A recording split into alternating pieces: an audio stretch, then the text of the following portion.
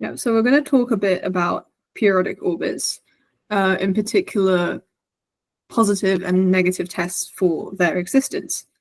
So by negative tests, I mean a test that will rule out the possibility of a PO, probably in some certain region. So the first test is something called the Poincare index test. And we will first explain what the Poincare index is, because that's necessary. So given we have some system defined in this way, x dot being a function of x and y dot being a function of x and y, f1 and f2, let's say we have a simple closed curve. This is gamma, right? Mm-hmm. Yeah, gamma. And it's not necessarily a trajectory, so it doesn't have to be a PO necessarily. It can be, but it's just in general a simple closed curve in your phase space, and it cannot pass through any fixed points. The reason for that being that we are now going to define this function psi, as arctan of f2 over f1. So if this gamma passed through any fixed points, at a fixed point, by definition, we will have f1 equal to f2 equal to 0, and so that would leave psi being undefined. So that's why gamma cannot pass through any fixed points. You can try and convince yourself of this. Gamma will change continuously. Psi will change continuously along gamma, and once you go around the curve gamma, psi returns to its initial value plus an integer multiple of 2 pi. So that integer multiple is what we're going to call the Poincare index of gamma.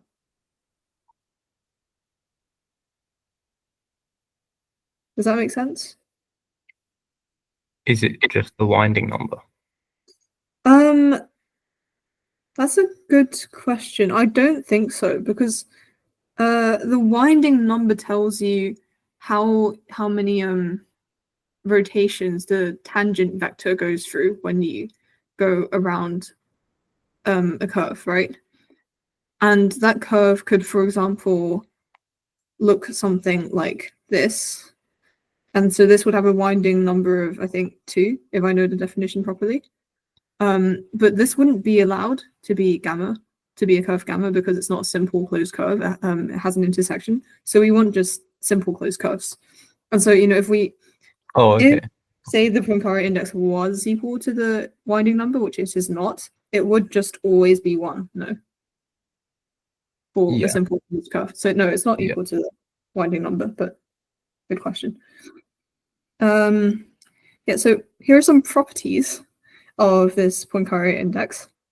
First of all, we can give it an integral definition. So it's 1 over 2 pi because we're taking the multiple of 2 pi. So to divide by 2 pi, and it's the integral over the closed curve gamma of the change in psi. So that makes sense. You plug it in, you do chain rule, and you get this. So yeah, this is kind of another thing that shows that gamma really should not pass through any fixed points, because then you'd be dividing by 0 here.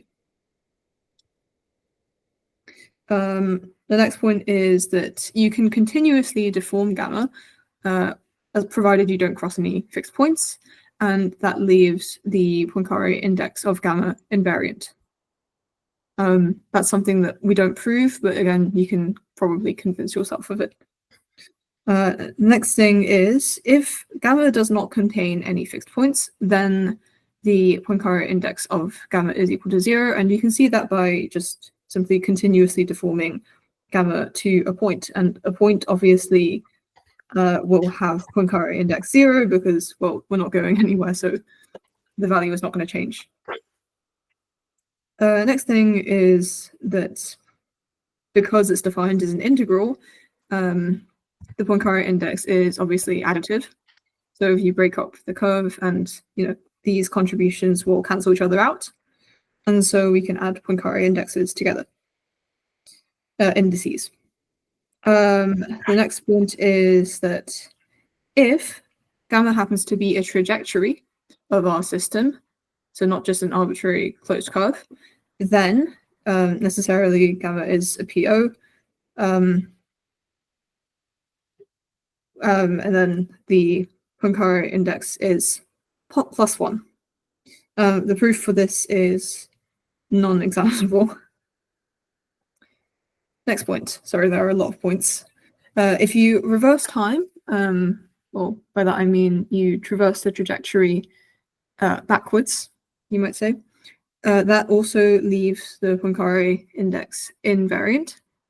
And you can see that quite simply by saying that, well, clearly if you reverse time, then f1, which remember is x dot, that will map to minus f1, f2 maps to minus f2, and so the quotient of f1 over f2 maps to itself. So that's invariant.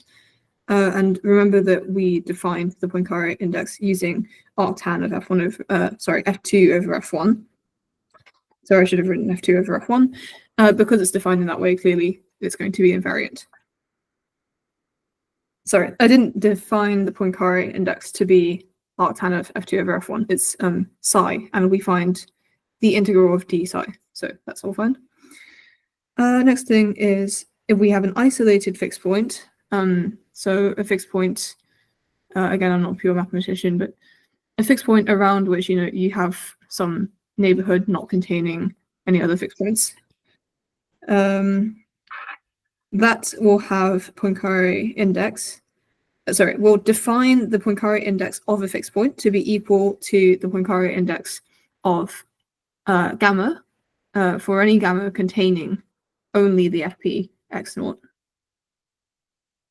So if you want a little picture of that, we can have x naught here, and we can have anything like this, call it gamma, and this is just defined to be this.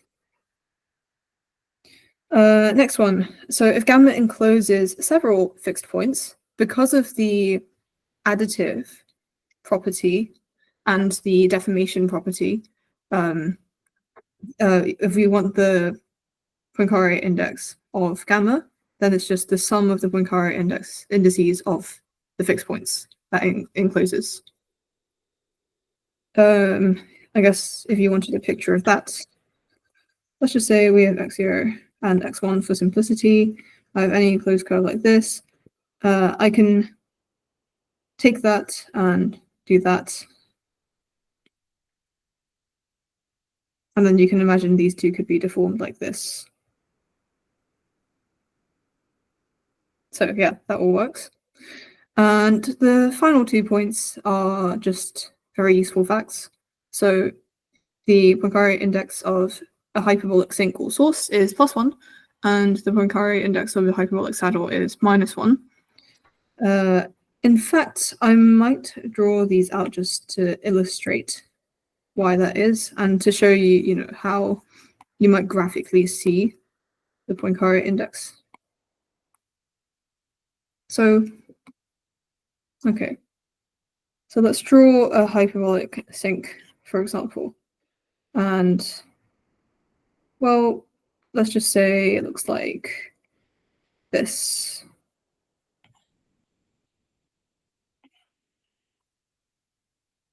And so all of these are going inwards.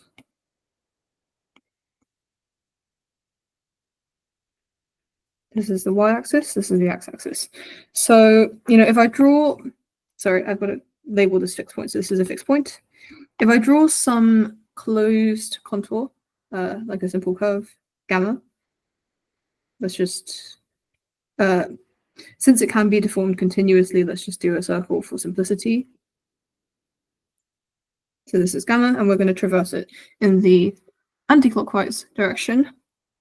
We want to look for the arctan of the essentially the gradient of the trajectory. So I think, hold on. Let me just do a quick check of this. Yeah. So we're basically looking at the tangents to the trajectories and how that changes. And so if we look at this on the value of the tangent of the gradient on the curve gamma, you can clearly see that it's going to rotate through by 2 pi. And so that gives us a Poincare index of the FP at 0 to be 1. Right? And, well, okay, I'm actually not going to bother doing the saddle. It's the same thing. If you were to draw out the trajectories for the saddle point, then you would find that the Poincare index of the fixed point is -1. I don't completely get why it gives 1. Yeah, so remember that we defined the Poincare index as the number of full revolutions that the tangent vector to the flow goes through when you go around gamma in the anticlockwise sense. Oh, okay. Yeah. Yeah, so that's exactly what it is. Okay, so now we get quite an interesting corollary, a very useful one too, using the additive property of the Poincare index. So remember, the additive property is just, we can break up the integral and contributions along the intersection cancel. So it gives us this corollary, that the Poincare index test, and it says that a periodic orbit must contain one or more fixed points with Poincare indices adding 2 plus 1. Wow. Yeah, so that's quite a powerful result because, combine that with our knowledge of, hyperbolic sinks and sources having Poincare index +1 and saddles having -1. Yeah, you can think this through. It makes complete sense. Because the PO has +1. So, yeah, it's really interesting. It's got to have at least one thing in it. Where am I up to? I'm here.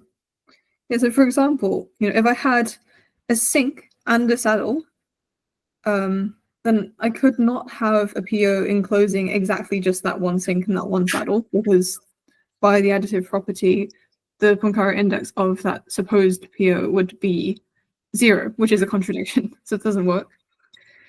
However, you could have, for example, this, which is like a limit cycle, where if you perturb away from the PO inside of the PO, then you're going to spiral into a sink. So that's allowed, but this isn't allowed.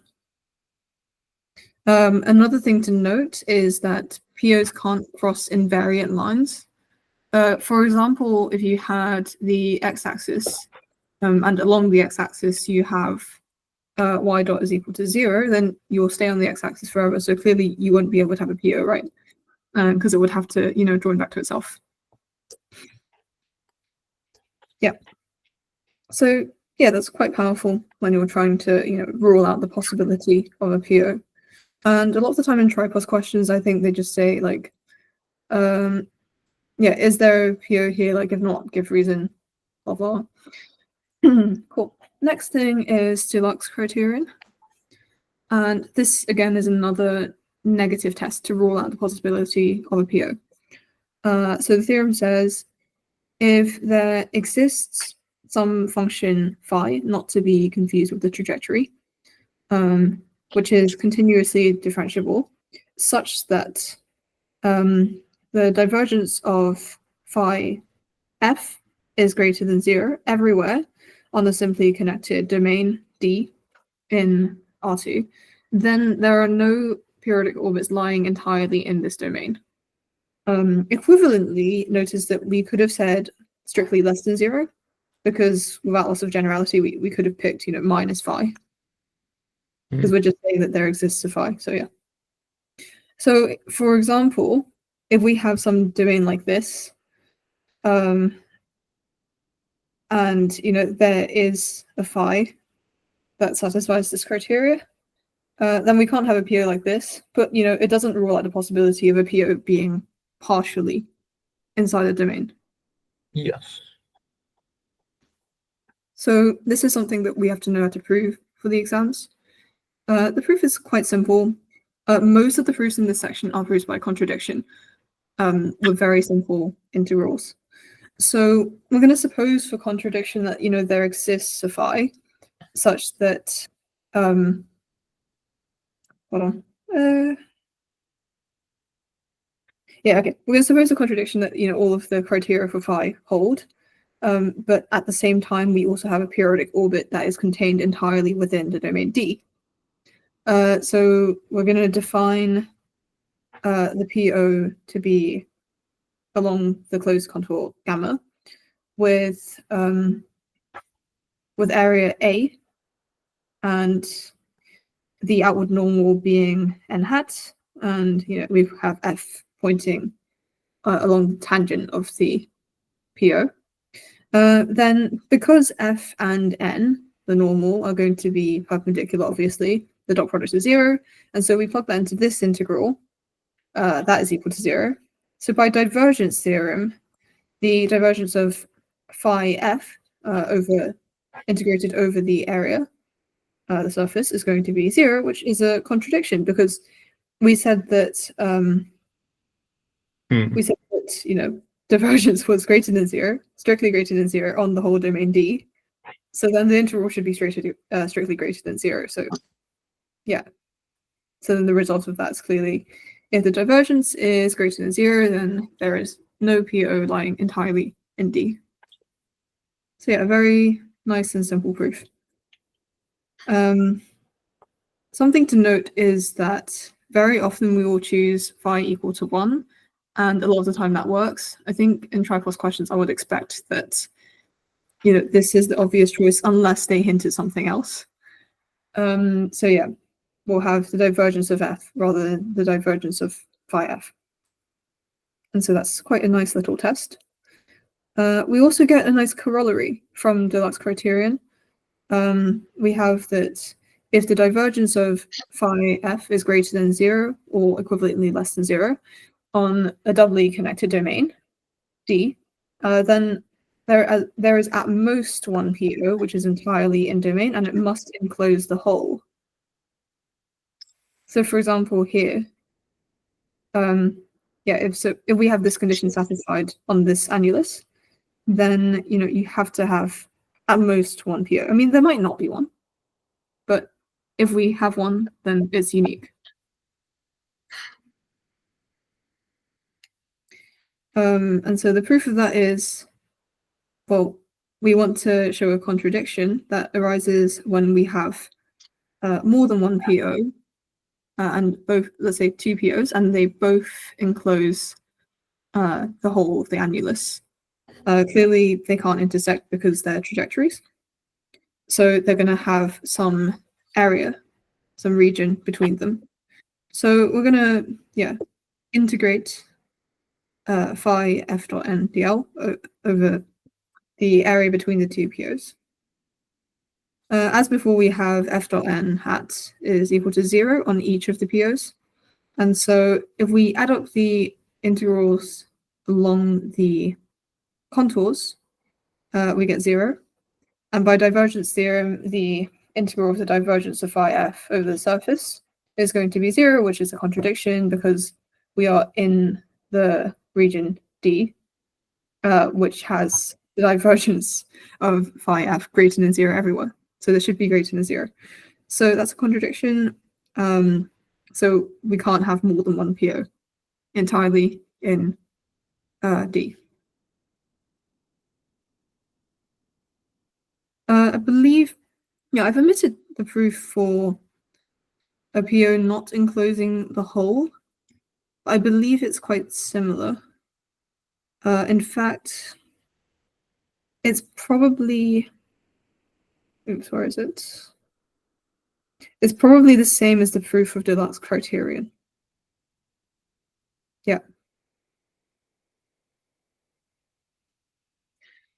So yeah, there's kind of a tip here for exams. If you have a system of this form, then a good choice of phi is 1 over xy.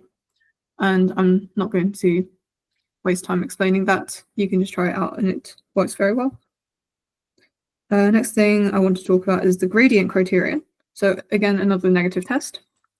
If there exists a rho of x greater than 0 such that rho f is equal to grad psi for a single valued psi on a simply connected domain D, then there are no POs entirely in D. So that's a bit of a mouthful, but we'll try and get the idea of it. So the idea is if the function psi is single valued on the domain D, then if we go around a PO that's entirely in D, there will be no change of psi, which means that the grad of psi is equal to 0 on the PO. And so that tells us that because rho of f is equal to grad psi, that rho of f is also equal to 0 on the PO, and we're going to use that to derive a contradiction using the integrals around the PO. So yeah, the proof for this is we take the integral around the PO of rho f dot dl. Because of the equality that was stated in the conditions, we have this.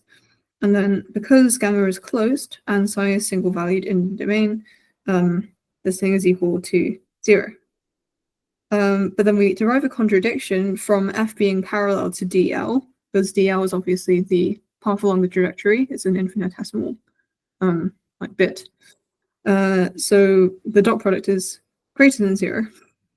It's not equal to 0. So without loss of generality, just say it's greater than 0. And so this integral should actually be greater than 0, which is a contradiction. So there is no PO entirely in D.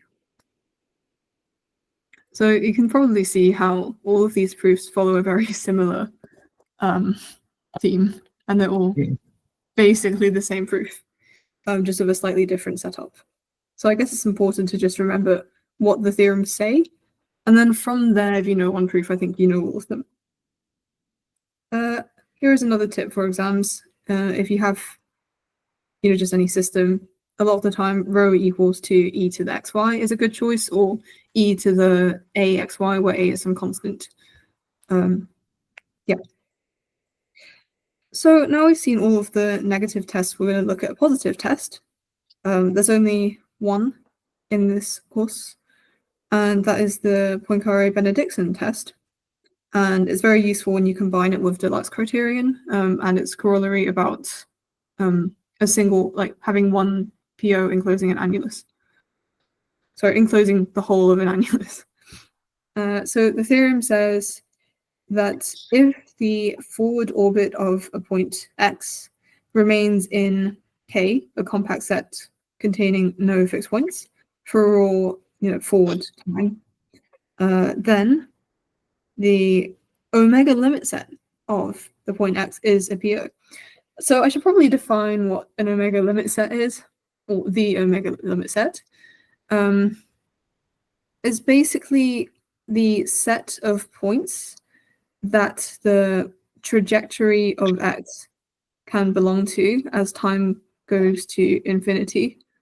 So yeah, sometimes that may well be one point. If a point is attracted to a fixed point as time goes to infinity, then that fixed point is the omega limit set. But for example, if you have a PO that a point gets attracted to instead of just a single fixed point, then the PO is the omega limit set. Does that make sense? I blanked out for the definition of an omega limit set. Okay, well, I can give you the mathematical definition. So omega limit set of x is equal to, I don't actually know this by heart, but hopefully I get the intuition enough to write it out, is equal to y such that no,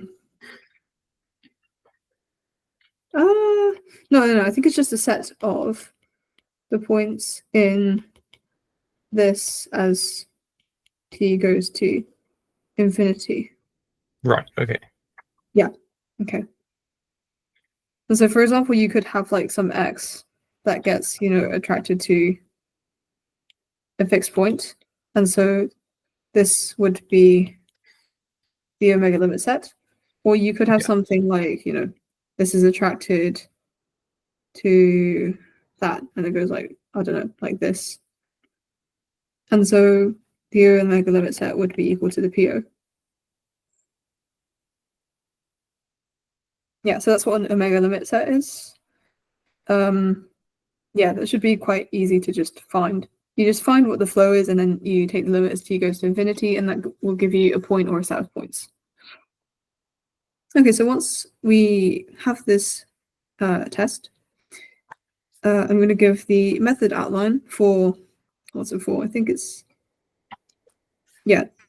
If for example, a question asks you to show that there is a PO in, somewhere, then the first thing you do is you're going to find r dot, which is equal to x dot plus y dot over r, and you will parameterize x and y in polar coordinates. Then you're going to find the upper and lower bounds of r dot in terms of r.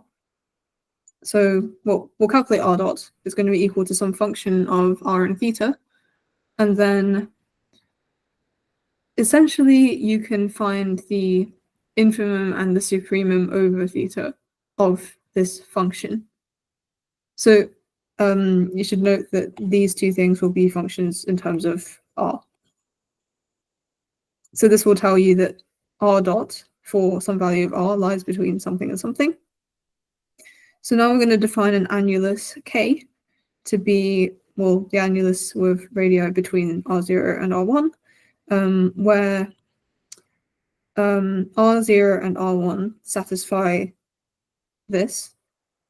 Essentially, you want this lower bound to be equal to 0 at r0, and you want the upper bound to be equal to 0 at r1. And that's how you choose your r0 and r1. This is a lot easier once you've done an example, so I'd recommend that. So from the way we've constructed this annulus, because r dot will be bounded by, r dot will be greater than 0 when we are at the inner radius r0, and r dot will be less than 0 when we're at the outer radius r1. Let me quickly draw a picture actually. So let's say this is just 0. Here we have the radius of r1, and we have, sorry, that's r0.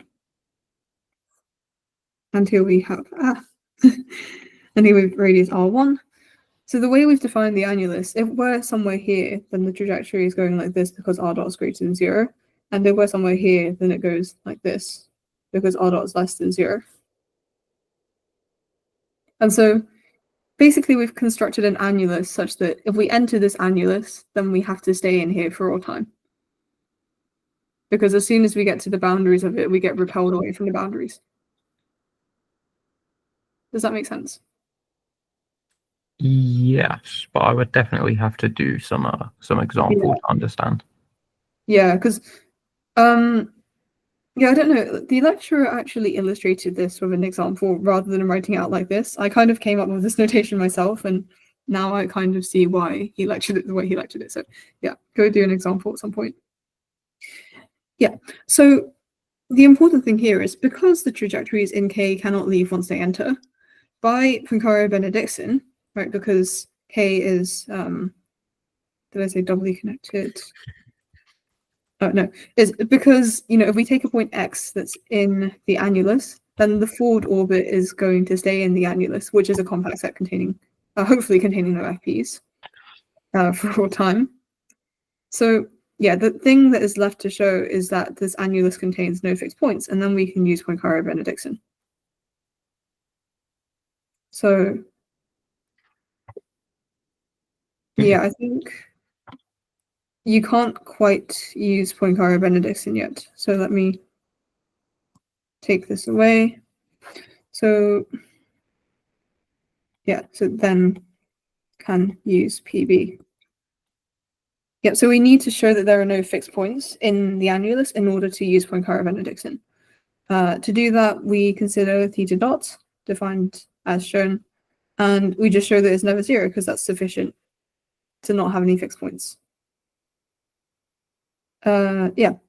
So then by Poincare-Benedictine, we would have that the omega set of some point x in the annulus is a PO. So that only tells us that, you know, there exists a PO. Like if we choose any x, then it corresponds to a PO, but we don't know whether there's multiple POs. So now we have to invoke Dirac corollary, I believe. This thing. So because we're in very convenient, on the doubly connected domain, we know that there's at most one PO entirely in the domain which must enclose the whole if this condition holds. So we so we're going to do something to show that the criteria for Dirac holds, which I should have written here. Yeah, so we just have to test this, and that will show that there is at most one PO in K. Yeah, so I guess that's the general method to do that type of question. And yeah, that's everything. Do you have any questions? I do not. Okay, great. So I guess that concludes the discussion. Yay.